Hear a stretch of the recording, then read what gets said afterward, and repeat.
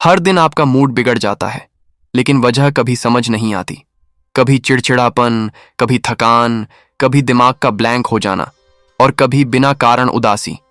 आप सोचते हैं कि ये स्ट्रेस है, ये काम का दबाव है, ये लाइफ की प्रॉब्लम्स हैं, लेकिन सच्चाई इससे कहीं ज्यादा करीब होती है, आपकी प्लेट में रखे हुए खाने में।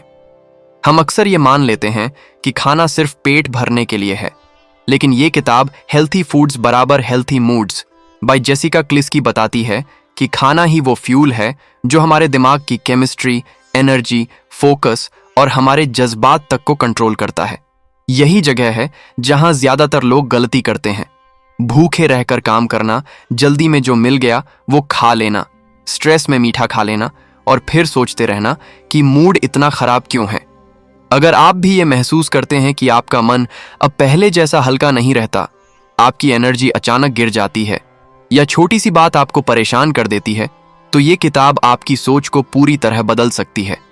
ये आपको दिखाती है कि हेल्दी फूड सिर्फ शरीर को ठीक नहीं करता, बल्कि आपका मूड, आपका नजरिया और आपकी पूरी लाइफ को बैलेंस करना शुरू कर देता है।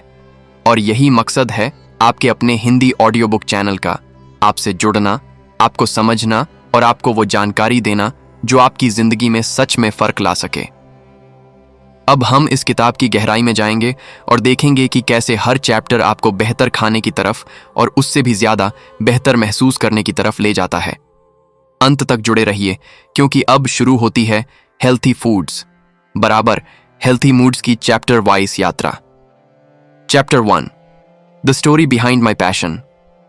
हर इंसान की जिंदगी में एक पल ऐसा आता है जब उसे पहली बार एहसास होता है कि उसका शरीर, उसका मन और उसकी भावनाएं उस तरह काम नहीं कर रही जैसी उन्हें करना चाहिए। यही एहसास अक्सर बदलाव की शुरुआत बनता है। इसी एहसास ने इस किताब के लेखक के भीतर भी एक गहरी खोज को जन्म दिया।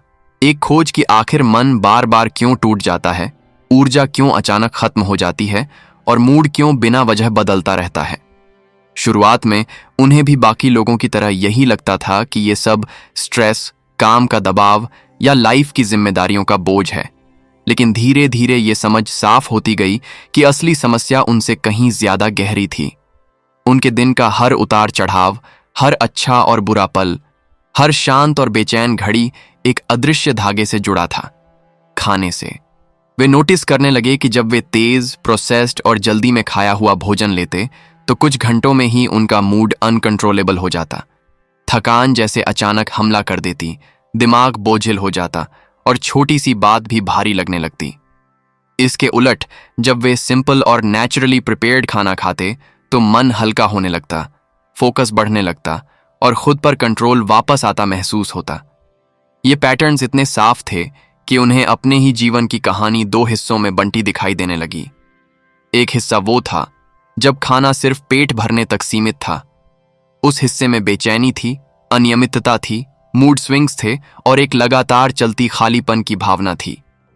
दूसरा हिस्सा तब शुरू हुआ जब उन्होंने ये समझना शुरू किया कि भोजन सिर्फ कैलोरीज नहीं है, बल्कि हर ग्रास में छुपी एनर्जी, क्लैरिटी और इमोशनल बैलेंस है। इस समझ ने उन्हें रिसर्च की ओर खींचा। उन्होंने न्यूट्रिशन के बारे में पढ़ना शुरू किया, बॉडी केमिस्ट्री को समझना शुरू किया और ये जानकर हैरान रह गए कि हमारा ब्रेन उसी फूड से अपना मूड बनाता है जिसे हम अनदेखा करते हुए सिर्फ पेट भरने का साधन मानते हैं। उन्होंने देखा कि कैसे गट हेल्थ सीधे सीधे इमोशंस को प्रभावित करती है, कैसे विटामिन्स और मिनरल्स मूड स्टेबलाइजर्स की तरह काम करते हैं और कैसे गलत खाना केवल शरीर ही नहीं, हमारे थॉट पैटर्न्स तक को डिस्टर्ब कर देता है। इस गहरी खोज ने उनके भीतर एक जुनून पैदा कर दिया, एक पैशन कि लोग सिर्फ खाना ना खाएं, बल्कि समझें कि वे अपने मूड का फ्यूचर अपनी प्लेट में ही चुनते हैं। यही पैशन इस किताब की नींव बना। उन्होंने तय किया कि वे सिर्फ इंफॉर्मेशन नहीं देंगे, बल्कि लोगों के जीवन में क्लैरिटी पैदा करेंगे। वे हर उस इंसान तक यह संदेश पहुंचाना चाहते थे जो सोचता है कि वह इमोशनली वीक है, जबकि उसके टूटे हुए मूड्स की वजह उसकी गलत प्लेट्स हैं। वे चाहते थे कि लोग समझें कि हेल्थी फूड्स बराबर हेल्थी मूड्स सिर्फ एक फॉर्मूला नहीं, बल्कि जिंदगी को संतुलित करने का सबसे सीधा और सच्चा रास्ता है। उन्होंने महसूस किया कि अगर इस एक सच्चाई को लोग जान लें तो वे न सिर्फ अपने मूड्स को संभाल सकते हैं बल्कि अपनी एनर्जी, फोकस और पूरी इमोशनल स्ट्रेंथ को एक नए स्तर पर ले जा सकते हैं।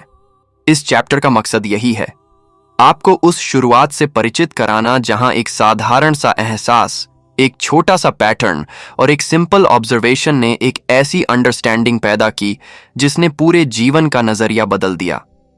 इस किताब के पीछे छुपा यही पैशन अब आपकी जिंदगी में रोशनी भरने वाला है, ताकि आप भी समझ सकें कि अपने मन की शांति और अपने मूड की स्टेबिलिटी कहां से शुरू होती है। ये कहानी सिर्फ लेखक के पैशन की नहीं, बल्कि आपके भीतर मौजूद उस पॉसिबिलिटी की है जो सही फूड चॉइसेस के साथ आपकी पूरी लाइफ को ट्रांसफॉर्म कर सकती है। Chapter 2, the breakdown. हर बदलाव की कहानी तब शुरू होती है जब इंसान अपने जीवन में पहली बार टूटने की असली आवाज सुनता है। वो आवाज बाहर की नहीं होती, वो भीतर से उठती है, थकान बनकर, चिड़चिड़ापन बनकर या एक ऐसी बेचैनी बनकर जिसे कोई शब्द भी ठीक तरह से व्यक्त नहीं कर पाते। इस चैप्टर में वही पल सामने आता है जब जिंदगी का हर हिस्सा धीरे धीरे बिखरने लगता है और इंसान समझ नहीं पाता कि आखिर गलती हो कहां रही है। शुरुआत में सब कुछ सामान्य लगता है, जीवन की रोजमर्रा की बातें, काम, जिम्मेदारियां और बाकी लोगों की तरह दौड़ते रहने की कोशिश। लेकिन भीतर एक धीमी अदृश्य दरार बनने लगती है। शरीर कमजोरी महसूस करने लगता है, दिमाग अचानक थक जाता है, मूड बार बार गिर जाता है और छोटी छोटी बातें भी भारी लगने लगती हैं। बाहर से सब ठीक दिखता है, लेकिन अंदर एक ऐसा अंतराल शुरू हो जाता है जिसके बारे में इंसान खुद भी स्पष्ट नहीं होता। धीरे धीरे ये ब्रेकडाउन यह दिखाने लगता है कि भावनात्मक टूटन का सीधा रिश्ता सिर्फ लाइफ की मुश्किलों से नहीं, बल्कि शरीर के अंदर चल रही केमिस्ट्री से है। कई दिनों तक प्रॉपर खाना न मिलना, न्यूट्रिएंट्स की कमी, सुबह बिना एनर्जी के उठना, दोपहर में अचानक मूड क्रैश और रात को दिमाग का लगातार रेस्टलेस रहना, ये सब मिलकर एक ऐसी अवस्था बना देते हैं जहां इंसान खुद को ही समझना बंद कर देता है। उसे लगता है कि उसकी मोटिवेशन खत्म हो गई है, उसकी विल पावर कमजोर हो गई है या शायद उसकी पर्सनैलिटी ही फ्रेजाइल है। लेकिन असली सच कहीं अलग था। ये टूटन माइंड की गलती नहीं थी, ये बॉडी की पुकार थी। ये सिग्नल्स थे कि शरीर को वो फ्यूल नहीं मिल रहा जिसका वह हकदार है। ये ब्रेकडाउन धीरे धीरे उस हकीकत को उजागर करता है कि गट और ब्रेन एक दूसरे से सीधे जुड़े हुए हैं। जब गट कमजोर पड़ता है, जब उसे क्वालिटी फूड नहीं मिलता, जब वो सही तरह से न्यूट्रिएंट्स अब्सॉर्ब नहीं कर पाता, तो सबसे पहले मूड और इमोशंस बिगड़ते हैं। ब्रेन क्लैरिटी खो देता है, फोकस टूट जाता है और व्यक्ति हर दिन अपने ही फीलिंग्स से लड़ता हुआ आगे बढ़ता है। इस समय के दौरान उन्हें लगने लगा कि उनके भीतर दो वर्जन्स मौजूद हैं, एक जो शांत, संतुलित और अंडरस्टैंडिंग वाला था, और दूसरा जो छोटी सी बात पर टूट जाता था, अचानक एंग्शियस हो जाता था और बेवजह ओवरवेल्म्ड महसूस करने लगता था। वे इस बात को समझने की कोशिश करते रहे कि ये बदलाव पर्सनैलिटी का हिस्सा है या किसी गहरी बायोलॉजिकल वजह की निशानी। ब्रेकडाउन इतना धीमा था कि कई बार उन्हें लगा कि शायद ये नॉर्मल है, क्योंकि आसपास के लोगों को भी यही महसूस होता है। लेकिन फिर एक समय ऐसा आया जब शरीर ने साफ संकेत दे दिया कि अब इग्नोरिंग पॉसिबल नहीं है। एनर्जी इतनी गिरने लगी कि सुबह उठना भी बोझ जैसा लगा। मूड इतना सेंसिटिव हो गया कि बात करने का भी मन नहीं करता था, और इमोशनल स्टेबिलिटी इतनी हिल चुकी थी कि छोटी सी समस्या भी पर्वत जैसी लगने लगी। यहीं से एक एहसास जन्म लेने लगा कि ब्रेकडाउन कमजोरी नहीं, बल्कि एक संदेश है, एक ऐसा संदेश जिसे लंबे समय से अनसुना किया गया है। और जब इसे सुना गया तो साफ हो गया कि समस्या मन की नहीं, बल्कि बॉडी की न्यूट्रिशन से जुड़ी है। ब्रेकडाउन ने एक सच सामने रख दिया कि सही फूड की कमी सिर्फ शरीर को नहीं, बल्कि पूरी आइडेंटिटी को डगमगा सकती है। यह दिखा दिया कि जब शरीर को वो सपोर्ट नहीं मिलता जिसकी उसे जरूरत है, तो भावनाएं, सोच और रिएक्शंस सब असंतुलित हो जाते हैं। इस चैप्टर का उद्देश्य यही है कि आप समझ सकें कि ब्रेकडाउन कोई अंत नहीं है। ये वो मोड़ है जहां से वास्तविक समझ शुरू होती है। ये वो क्षण है जब इंसान पहली बार खुद को, अपने शरीर को और अपनी भावनाओं को असली निगाह से देखता है। और यहीं से अगला चरण शुरू होता है, हीलिंग का, रीबिल्डिंग का और सही चॉइसेस के साथ फिर से उठने का। Chapter 3, making changes. जब इंसान अपने जीवन में पहली बार सचमुच टूटता है तो अगला कदम हमेशा बदलाव की ओर बढ़ता है। यही वह मोड़ होता है जब यह समझ आता है कि सिर्फ सोच बदलने से काम नहीं चलेगा, बल्कि एक्शंस, हैबिट्स और चॉइसेस में भी बदलाव लाना होगा। इस चैप्टर में वही प्रक्रिया विस्तार से सामने आती है, कैसे धीरे धीरे लेकिन लगातार छोटे छोटे कदम उठाकर जीवन की क्वालिटी और मूड दोनों को सुधारना संभव है। बदलाव की शुरुआत सबसे पहले अवेयरनेस से होती है। इंसान को यह समझना पड़ता है कि उसके मूड और एनर्जी के उतार चढ़ाव सिर्फ बाहरी कारणों से नहीं, बल्कि उसके शरीर और खाने की आदतों से जुड़े हैं। यह अवेयरनेस कभी अचानक आती है और कभी धीरे धीरे, जब वह अपने दिन भर के पैटर्न्स को ऑब्जर्व करता है। क्या उसने पर्याप्त स्लीप लिया? क्या उसने बैलेंस्ड मील खाया? क्या उसकी एनर्जी थ्रू आउट डे स्थिर रही? अवेयरनेस वह पहला और सबसे अहम कदम है जो बदलाव की फाउंडेशन बनाता है। इसके बाद आता है प्लानिंग। बिना प्लान के कोई भी बदलाव सस्टेनेबल नहीं होता। सही बदलाव के लिए जरूरी है कि इंसान जानता हो कि उसके शरीर और माइंड को किस तरह का फ्यूल चाहिए। इसके लिए हेल्थी फूड्स, नेचुरल इंग्रेडिएंट्स और न्यूट्रिएंट रिच मील्स का सिलेक्शन महत्वपूर्ण होता है। इसमें प्रोसेस्ड फूड्स और एम्प्टी कैलोरीज को ग्रेजुअली एलिमिनेट करना शामिल है। हर मील एक अपॉर्चुनिटी बन जाता है एनर्जी, मूड और फोकस को बेटर बनाने की। एक महत्वपूर्ण एस्पेक्ट है कंसिस्टेंसी। बदलाव तभी असर दिखाते हैं जब उन्हें लगातार अपनाया जाए। 1-2 दिन हेल्थी खाना खाने या ज्यादा फ्रूट्स और वेजिटेबल्स शामिल करने से बहुत फर्क नहीं पड़ता, लेकिन धीरे धीरे जब यह हैबिट्स डेली रूटीन का हिस्सा बनती हैं तो माइंड और बॉडी दोनों में संतुलन बनता है। कंसिस्टेंट चेंजेस से फैटीग कम होता है, मूड स्विंग स्टेबलाइज होते हैं और स्ट्रेस हैंडलिंग एबिलिटी बढ़ती है। इसके साथ ही रिफ्लेक्शन भी जरूरी है। हर सप्ताह यह देखना कि कौन सी हैबिट्स काम कर रही हैं, कौन सी नहीं, और कौन सी चीजें माइंड और बॉडी दोनों को डिस्टर्ब कर रही हैं। यह रिफ्लेक्शन इंसान को एडेप्टिव बनाता है और गलत पैटर्न्स को आइडेंटिफाई करके उन्हें सुधारने का मौका देता है। स्मॉल विन्स सेलिब्रेट करना भी बदलाव की प्रक्रिया को स्मूथ और मोटिवेटिंग बनाता है। इसी दौरान इंसान महसूस करता है कि बदलाव सिर्फ डाइट तक सीमित नहीं है, यह उसके ओवरऑल लाइफस्टाइल को अफेक्ट करता है। स्लीप क्वालिटी इंप्रूव होती है, फोकस बढ़ता है, एनर्जी बैलेंस में आती है और छोटी छोटी फ्रस्ट्रेशंस कम होने लगती हैं। यही वह ट्रांसफॉर्मेशन है जिसे हेल्थी फूड्स बराबर हेल्थी मूड्स की रियल पावर दिखाती है। यह चैप्टर एक डीप इंसाइट देता है कि कैसे इंटेंशनल चॉइसेस और माइंडफुल ईटिंग हैबिट्स से मूड, इमोशंस और प्रोडक्टिविटी सभी प्रभावित होते हैं। बदलाव कठिन जरूर लगता है, लेकिन स्ट्रक्चर्ड अप्रोच, पेशेंस और सेल्फ अवेयरनेस के साथ इसे आसान और सस्टेनेबल बनाया जा सकता है। इंसान धीरे धीरे महसूस करता है कि उसका बॉडी और माइंड उसका दोस्त बन सकता है, उसका एनिमी नहीं, और यही रियलाइजेशन चेंजेस को मीनिंगफुल और लॉन्ग टर्म बनाता है। चैप्टर 3 में यही सीख मिलती है कि चेंज कोई बड़ा इंस्टेंट मिरेकल नहीं है, ये छोटे डिलिबरेट कंसिस्टेंट स्टेप्स का परिणाम है, और इन्हीं स्टेप्स से इंसान अपनी जिंदगी, मूड और एनर्जी दोनों को ट्रांसफॉर्म कर सकता है। Chapter 4, the elimination diet, remove all, add one food back at a time. जब इंसान बदलाव करने की दिशा में पहला कदम उठाता है तो अगला महत्वपूर्ण चरण होता है समझदारी से एक्सपेरिमेंट करना। यही वह समय होता है जब यह पता लगाया जाता है कि कौन से फूड्स उसके मूड, एनर्जी और ओवरऑल हेल्थ के लिए सपोर्टिव हैं और कौन से डिसरप्ट कर रहे हैं। इस चैप्टर में उसी प्रक्रिया को डिटेल में समझाया गया है। एलिमिनेशन डाइट यानी पूरी तरह से कुछ फूड्स को टेम्पोरेरीली रिमूव करना और फिर धीरे धीरे एक एक करके वापस जोड़ना। इस अप्रोच की शुरुआत अवेयरनेस और करेज से होती है। सबसे पहले इंसान यह स्वीकार करता है कि उसकी करंट ईटिंग हैबिट्स उसके लिए हमेशा बेनिफिशियल नहीं है।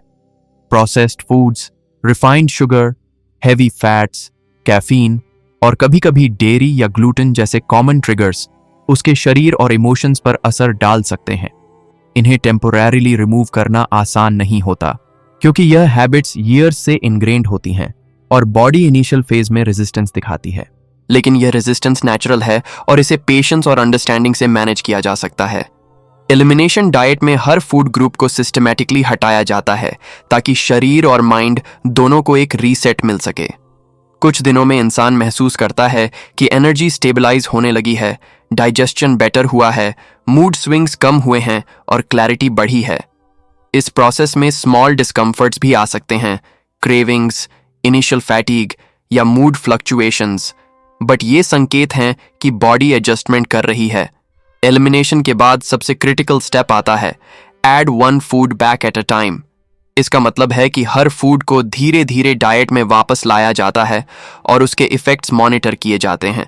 इससे इंसान समझ पाता है कि कौन सा फूड उसके लिए न्यूट्रल है, कौन सा पॉजिटिव इम्पैक्ट देता है और कौन सा उसके मूड या एनर्जी को डिस्टर्ब करता है।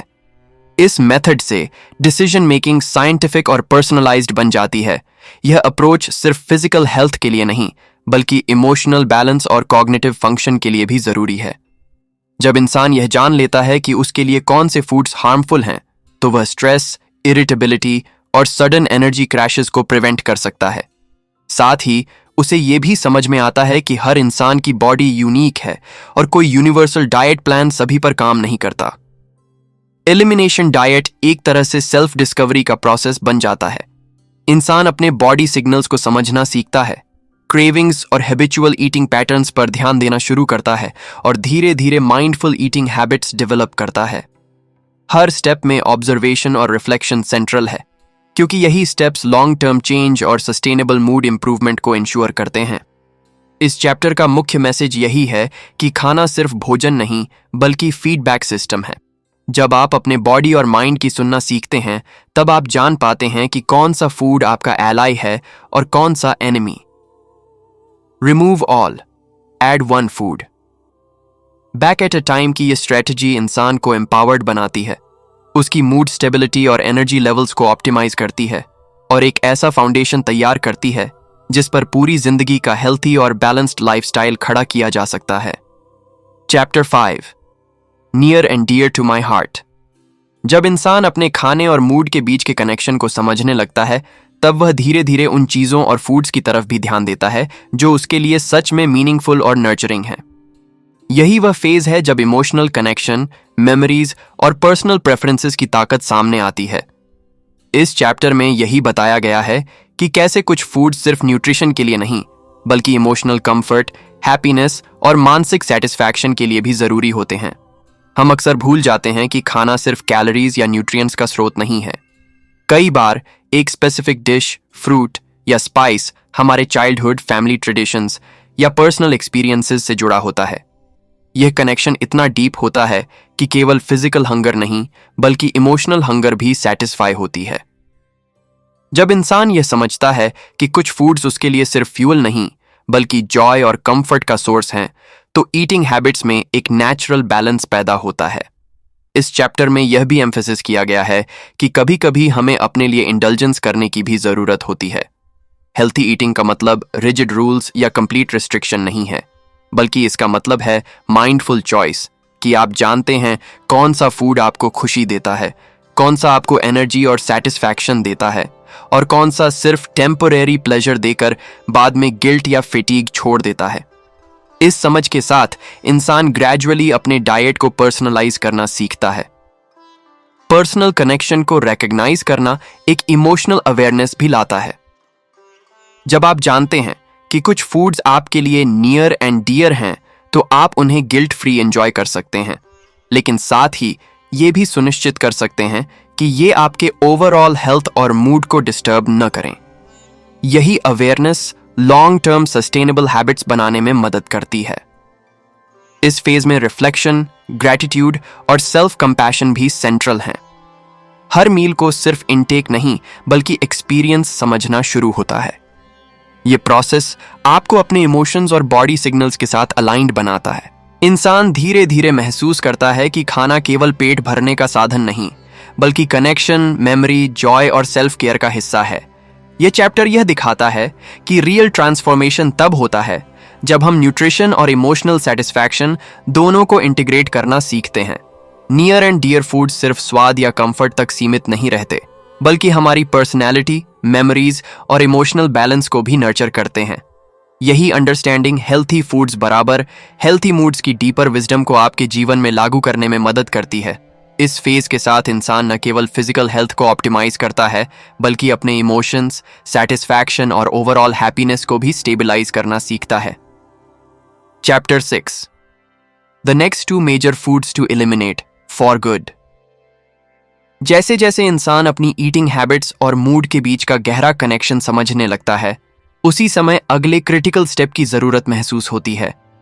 यह चैप्टर उस अगले कदम की तरफ ले जाता है, वो 2 मेजर फूड्स जिन्हें एलिमिनेट करना बेहद जरूरी है ताकि बॉडी, माइंड और इमोशंस में स्थायी बदलाव आए।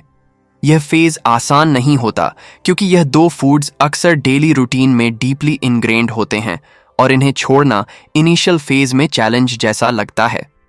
पहला स्टेप अवेयरनेस से शुरू होता है।